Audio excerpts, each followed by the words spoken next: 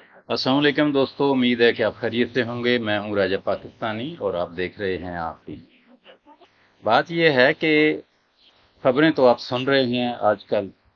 اسرائیل نے غزہ کے بعد تقریباً جو اہم ہمسایہ ممالک ہیں جو ذرا کمزور ہیں ان پہ چڑھائی وہ کر چکا ہے۔ شام پہ کر چکا ہے، لیبیا پہ کر چکا ہے، اللہ بھلا کرے ایران پہ کر چکا ہے، اور اب قطر کے اوپر بھی اس نے بمباری کی ہے، جس میں بہت سی شہادتیں بھی ہوئی ہیں، لیکن حماس کے جو رہنما ہیں وہ بچ گئے۔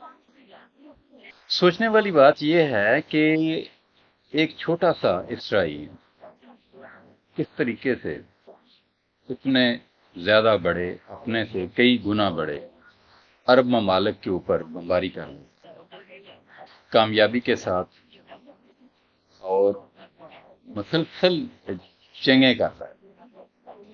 لیکن یہ جو ہماری مسلم ورلڈ ہے، جسے ہم مسلم امہ بھی کبھی کبھی کہتے ہیں، یہ اس کا مقابلہ کیوں نہیں کرتا؟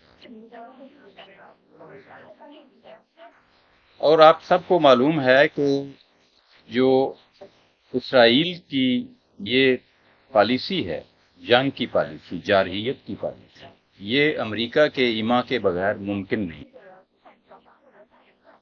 ایک طرف یہ جو قطری شہزادے ہیں، یہ اربوں ڈالر خرچ کر رہے ہیں امریکہ۔ ابھی جب حالیہ دنوں میں ڈونلڈ ٹرمپ صاحب یہاں تشریف لائے تو پتہ نہیں کتنے ارب کا جہاز گفٹ کیا، بڑے بڑے مہنگے تحائف دیے، ڈانس کروائے گئے، اور پتہ نہیں کیا کیا، آپ سب جانتے ہیں، میرے سے بہتر جانتے ہیں۔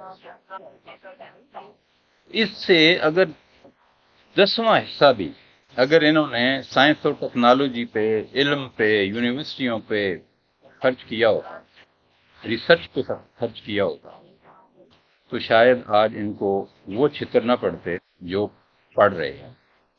آپ کی کیا رائے ہے؟ کامنٹ سیکشن میں ضرور بتائیے گا۔ اپنا سارے پاکستان کا، سب انسانوں کا خیال رکھیے گا۔ اللہ نے